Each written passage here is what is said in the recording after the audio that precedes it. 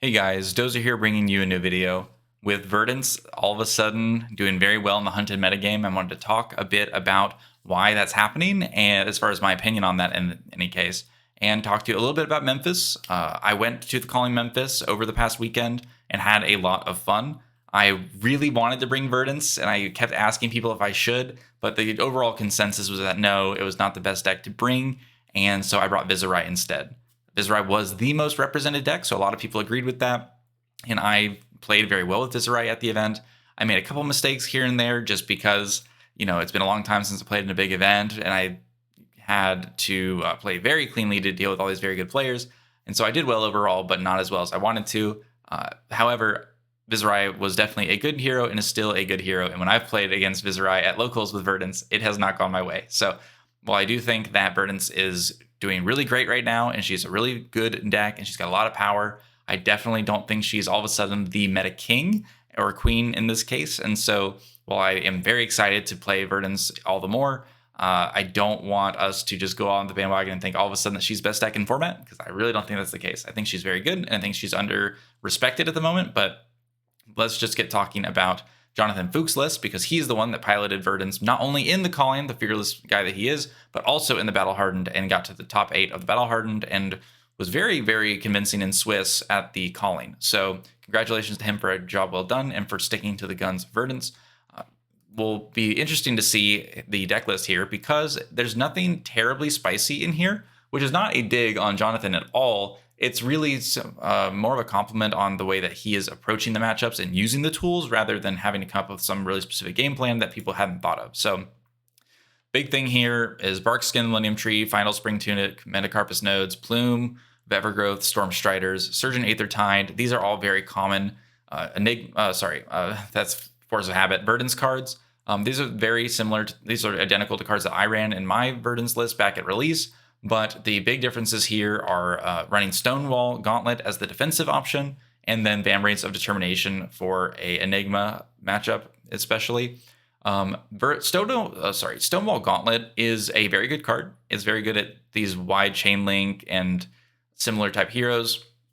So it is sometimes a glorified Iron Rock Gauntlet, but that's okay sometimes. The new Guardwell arm might be relevant as well sometimes, but a blocking equipment on the arms is very good. It's totally fine. I think I was running the Aether Bindings here as my extra good Iron Rot. So, whichever one you've got, I think you can slap in there. It's mostly going to be the same. In the main deck, we have a lot of very standardly good cards, right? We've got Channel the Millennium Tree. Amp 3, if it can keep it around if you pitch Earth cards. It's very good with Surgeon Aethertide to turn it into an Anathos that can buff your next attack, or Rumping Club in this case. And if they don't respect it or don't have the AB, then you get a lot of value off Millennium Tree. At the same time, Command and Conquer is a obviously classically good card. Everyone knows that. Command and Conquer is very powerful. And Felling to the Crown, again, this is the premier Earth card. This is kind of why you want to run Earth Heroes, to have access to this card. Being able to, once you've decomposed or banished a single Earth card and then come in with 3 more off of the decomposed from Felling, you can swing this card for 8 power and just unconditionally remove a card from your opponent's hand and put it at the bottom of their deck. Generally, you'll do that for yourself too, but you can always put that. You can kind of play around that here. That makes it a bit harder to attack react this card. So if you have like a pummel or something, it's really hard to use it with this. But it does do a lot of damage. It blocks well. It does everything you want. So it's a great card to play around. Fruits of the Forest, blue and red here. I believe this was yellow at some point, but it might have been changed to red because of something. I don't know, but this is, I presume, his exact list. So Fruits of the Forest is a good card. It lets you discard it to heal 2. And it serves as a Phantasm Popper sometimes, and you can use it to attack your opponent for just raw damage. So it's very flexible. It's very modal. Its really only downside is that it blocks 2, but that's okay. You can use it to do so many other things that it's definitely good at unlocking a lot of plays for you. And so it's good to see that this card, which is like very clearly a Verdance card, which like personally I had stopped running because I had leaned more into the Counter Blessings for the source of healing and blocking 3 on all my cards and just setting up the Giga combo when I was playing her back when Counter Blessings was legal at 9 copies. And now we don't have Counter Blessings. Fruits of the Forest definitely comes in as a very good way to either maintain life total, get some attacks in, or combo with your rampant growth lives. At the same time, we've got Pulsing Aether Life, which is classically our Scalding Rain, but for Earth Wizard, and it's fine. It's blocks 3, it's Earth. It's just a good combo with a bunch of other things, like your Surgeon Aether Tide or a bunch of other cards. So very standard there. Rootbound Carapace, red and yellow, also very standard. Rootbound Carapace yellow is a card that is definitely not the best card in the deck, but it being yellow and earth matters a lot for pitching to Sergeant or pitching to Millennium Tree with overpitching, or when you're trying to just get your decomposes online early so you're not wasting Felling of the Crown value. If you ever have to cast a Felling or a Plow and you don't get the full value off the card because you don't have enough earths in your grave, it really hurts. It really sucks. So having more versions of this to get it online faster is very good. Jonathan was running 2 Scar for a Scar in the sideboard. This was most likely for Enigma and some other decks where you're trying to get a little bit of aggression down when you need to push through. And so, at least that's my understanding. So I don't really like Scar for a Scar. I think there's probably better cards than this in the deck, but I'm not going to argue with Jonathan. I'm just letting you know what he did and giving you my thoughts. So I'd love to hear more explanation about Scar for Scar if someone wants to weigh in who has the inside scoop. But Sigil of Solace, classic, heal 3, instant speed, great to work with all of your rampant growth stuff. This is the best generic healing card that exists that's not Counter Blessings. And if you're not running multiple Counter Blessings, this is the most efficient healing card that you can really run in Verdance. So it makes sense why it's in here. Sink Blow, good card. Verdance is defensive, wants to fix hands sometimes. Very good card. Summer's Fall, 6 power decompose, earth card, cost 2. Very decent at making the illusionist matchups a bit better. It can also do work in the Runeblade matchups, so it's probably really fine. And even against Verdance in the mirror, it can actually be funny because you can get rid of their rose card now, their Circle of Roses. So definitely a solid card for the sideboard there. Okay, Arcane Twining yellow. I thought this card was supposed to be a blue. This deck list might be slightly inaccurate. I was pretty confident that Fruits of the Forest was yellow and the Arcane Twining was blue before, but I could be wrong. I don't know where this is pulled from, but the point is that Arcane Twining was in there as a 3 of. It lets you discard it to amp 1, which can be relevant sometimes you're trying to get cards out of your hand and just get something through for its effect. But at the same time, it's a very small effect, and while it is a target for your big buff turns because it's a 0-cost zap, so you can play it very efficiently, I really don't think this is the best wizard card that can go in this slot, so I'm just going to skip it for now. Autumn's Touch, this should definitely be a blue. I think this list is not accurate, but Autumn's Touch in general, if it's a block 3 earth card, it can go in the deck, and if you've got yellows or blues, you're trying to make a pitch base, it definitely works. Whatever you're trying to do with your pitching, you can use a lot of 2-cost stuff in Verdance, but with your yellows, and you can also overpitch better when you do it that way, like with Millennium Tree. But it's not a very appealing card. It's not a very thrilling card, but it does fill in slots. We'd ideally have cards that do different things. But Mind Warp, great card. Surge spell, it's a zap. If you buff it enough, it can mess up your opponent's turn. If they can't respect it or don't respect it, and then you slap them for a lot of damage, and it's just a good payoff for Sergeant Tide, Aether Tide, and Plow Under. Again, this is just like your Felling of the Crown, except it comes in for 6 damage when it attacks and can tuck their arsenal before they can use it. So it's good for disrupting people, and yeah, it's a fantastic card. It's definitely going to go in there. It blocks 3, earth, yellow, all good stuff. Rampant Growth Life, this is your main way to do damage and amp and turn your healing into arcane damage. Ring of Roses, the new card out of the Hunted. It is a legendary specialization, so you can only run 1, which is sad because if you had multiple of these, oh man, you'd be cooking. But whenever you deal damage, the first time you deal arcane on your turn or on any turn, you get to heal 1. So this is mostly relevant on your own turn because you only deal damage off Verdance's hero power on your own turn. So Ring of Roses being able to you slap them with some arcane, you heal, you slap them with 1 more arcane. You're getting 2 value, ideally, a turn off of this card, or at least threatening it. So it forces your opponent to really want to block more which is great if you get it early. And either way, it still blocks 3. It's still yellow, still earth, so it fits in the deck. Destructive Aether Tide is just like Mind Warp. It's one of the best Surge cards. It costs 0, it blocks 3, and it kills Arsenal if it's amped enough. So very good for that. Emeritus Scolding was a notable card that Fook ran in his list. Being able to have a block 3 blue card, which in the endgame represents a significant amount of reach with your Striders, to be able to play this and just deal 4, maybe even amped up a little bit, is very, very good. There's not many spells that can compete with that flexibility. So Emeritus Scolding, definitely a very decent blue card that is efficient in the amount of space it takes up in your deck. We'll talk about that in a second.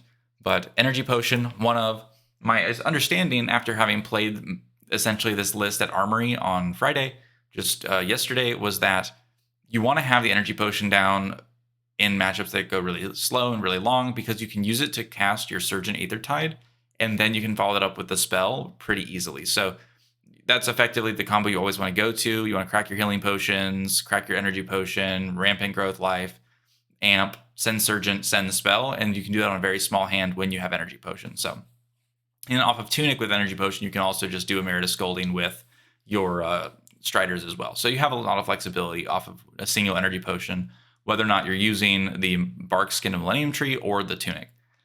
3 healing potion, I think, is definitely necessary with Verdance. Without access to 9 counter blessings, there are just going to be matchups where you really need to put these on the board so your opponent can't interrupt them, and then you can cash them in to try and get some bigger combos.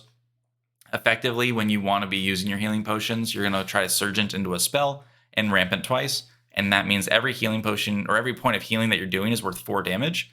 So having 2 healing potions is going to be netting you 4 healing, so that's like 16 arcane off of that being threatened if you can force it through, and then getting that extra 2 is just another 8 damage. So it ramps up very quickly, and it is very relevant for closing out the game. So 3 healing potion, definitely great for Verdance in the sideboard, especially. You don't really want to run it in the main board. It's mostly for slow matchups, but there you go. Heartbeat of Candlehold, that's the Verdance specialization. A lot of times, this is not good to play early other than just to buy time, because it could have blocked 3, right, instead of just healing 3. But it does let you cash in your value that's not going on to Surgent very well. And it in the late game, it's worth a 6 value blue, because it'll heal you 3 times and then ping your opponent 3 times. And so that's very good value for a blue card. So we like Heartbeat of Candlehold. Scour, this is just good against Rune Blades and a couple other heroes. It works well in the mirror because you can kill their Ring of Roses. But being able to wipe away, and like Enigma as well, you can wipe away Spectral Shields and auras like that. So it's a good card. It fits in the deck. It's a blue block 3, so we definitely run it. Nothing to see here. That's pretty standard. Seeds of Tomorrow, this is a card I haven't really tested much. I don't own them. It didn't seem like a good value proposition to me to give up 2 cards to stop 5 damage. But because there's so many heroes that are so hard to block, I think Seeds of Tomorrow fills a very similar role to Shelter of the Storm, or Shelter from the Storm, because this card is able to just outright say, hey, I don't care what you're doing this turn, if it's a new, or if it's Syndra, or if it's, whatever the case is. It works in the Wizard Mirror, it works against tall attacks, it works against everything. So it is a very flexible card, and it is able to help you get there, but and it is an Earth card that lets you pitch to Millennium Tree, so it's fine, but you have to really play around it. You have to know what you're doing, because if you play this wrong, you will probably lose the game. Like parking this in Arsenal, and then it can't be cast, and all these things. So make sure you're careful about that. And then Fook was on 3 Warmongers. Naturally, this is going to be very good into Viserai and a lot of the other heroes that are popular in the metagame. So that's the overall list. Now, the cool thing about Verdance is that a lot of these cards are very basic, right? There's nothing in here really besides, I think, the Seeds of Tomorrow, Emeritus Scolding, and the Arcane Twining that really stand out as cards that people wouldn't have default run in their lists. I think there's been a lot of discussion in Verdance circles about whether or not you run healing potions or energy potions or combinations of the two, or if you run counter blessings anymore, or if you don't, or if you run Waning Moon versus if you run Surgent Aether Tide. There's a lot of discussion that's been going on, but no one's really had a chance to really show that what they're doing has been working well at a high level. And so now we've gotten some tournament results. It's really cool to see that Verdance, now that the book banning's happened and Zen is no longer the dominant best aggro deck, where Enigma is maybe starting to fall away because of all the hunted stuff that came out. Verdance is able to get a bit more meta share because Verdance did not do well into Enigma. It was a pretty hopeless matchup. And so the fact that Verdance is having to worry about that less now and sneak in through all these redline decks and have her decent disruption mess up a lot of these decks that really want to combine certain cards together is getting her a lot of equity, I think. Now, one thing that I will say is that when I played a version of this deck at Armory the other night, it was a lot of fun. I mean, I definitely could have played it better, and I've learned a lot just from playing it that one time. There are very tight margins in this deck. You are really struggling to... you have to really be careful about when you use your equipment. You have to be very careful about how you set up your end game and how you set up your win condition. But the deck does have the energy and it does have the power to get there in a lot of matchups. Granted, at Armory, it played against Assassins and Ninja, so that's pretty indicative of the new metagame, but it wasn't against Enigma and stuff like that. But the big changes that I made, which I think were interesting, because like I started out very well against a usury who's on Spell Void 3, AB 3 with the Widowmaker set, and things were going awesome. You know, I was like at over 40 life. I was throwing felling after CNC after plow, and just really pummeling my opponent and just beating them down into the mid game and the end game. But I ran out of juice and I ran out of firepower towards the end. I couldn't actually close the game out, except for a small line that we figured out would have won the game through using the last healing in my deck with Rampant and, you know, going through the Spell Void and killing them exactly. So through the exact amount of blues and reds they had in hand. So, you know, it is possible to win with Verdance, but some of the lines are going to be really tricky to find, and you have to be really fearless and knowing that exactly your limits of, okay, do I use my healing potion now? Do I give it up so that I can try and do it on a later turn? Do I have to use it now to survive? Those types of things. So what I did in my Armory, was I took out the Aether Twinings. Mostly, I think Aether Twining, I understand that sometimes it can be good, but I think that better blues can be run. So I didn't run Emeritus Scolding. I actually don't own these. I need to pick some up. But the big thing is that I've been a big proponent from the beginning of Aether Flare Snapback, at least at blue. And the reason for this is that they are blue cards that block 3. And when you combine them together with Amp, you carry over your buff twice. So the same effect that Surgeon Aethertide has is effectively what Aether Flare does. And so if you want to ever be able to kill your opponent on their turn, you need to use Aether Flare and Snapback if you want to do a big combo on their turn. It is the best 2-card combo to just multiply your amp damage even more than just like an Emeritus or something. So why are these cards good? Well, you just naturally pitch them, and there's no real opportunity cost to running them because I don't run Warmongers. I don't own those either, and I don't know how much they really matter in the matchups.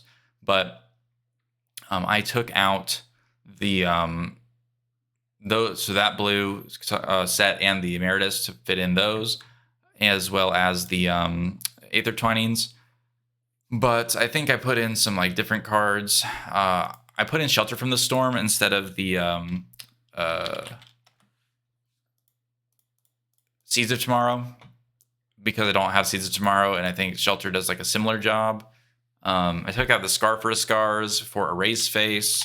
So it wasn't like fully Jonathan's list, but it was, you know, really close in the sense that the core of the deck and the core game plan was the same. I started with Rootbound Carapace, but a lot of times I would draw them and couldn't really leverage them because I was actually being the beatdown. I was in the lead. And so I took these out just for pummels, actually. Because Command and Conquer and a bunch of other cards, it's a little tricky to use these with Felling and a little tricky to use them with Plow. So I can understand why you wouldn't want to run them, because you can get just stuck with them.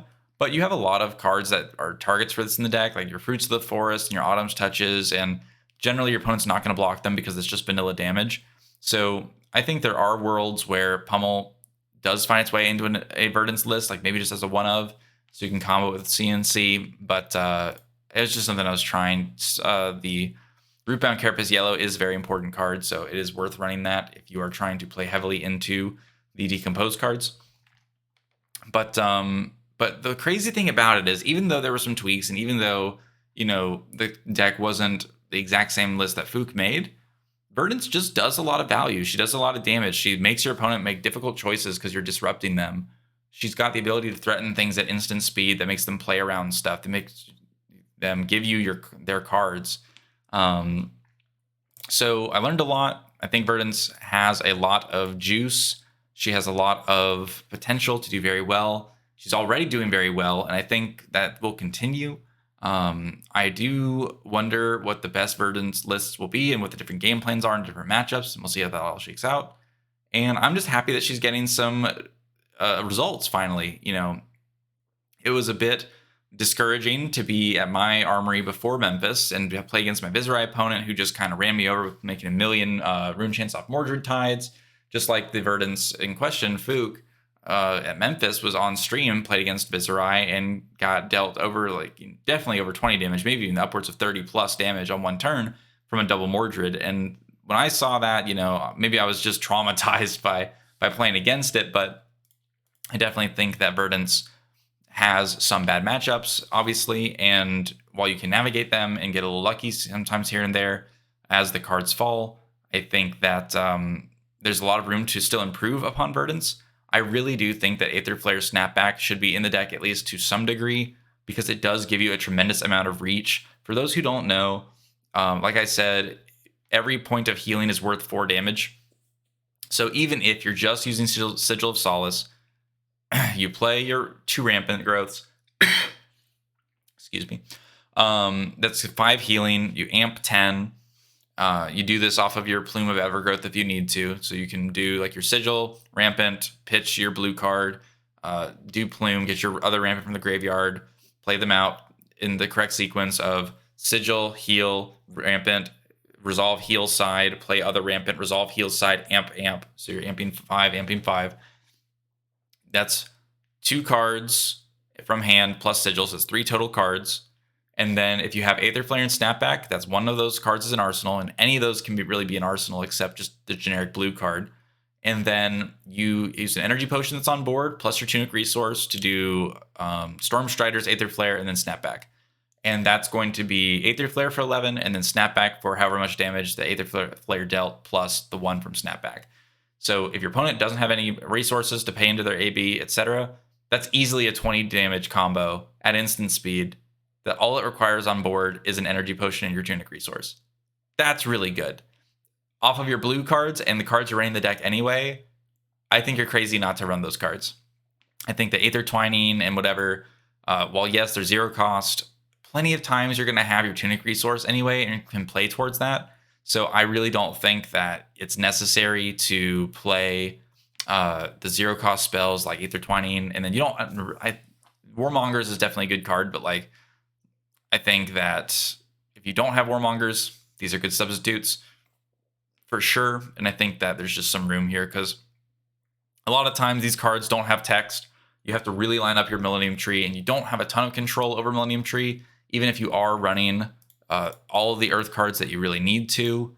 There just aren't that many ways for you to pitch in Verdance and overpitch to keep your Millennium Tree around for very long. So I do think that you have to be careful about overcommitting there.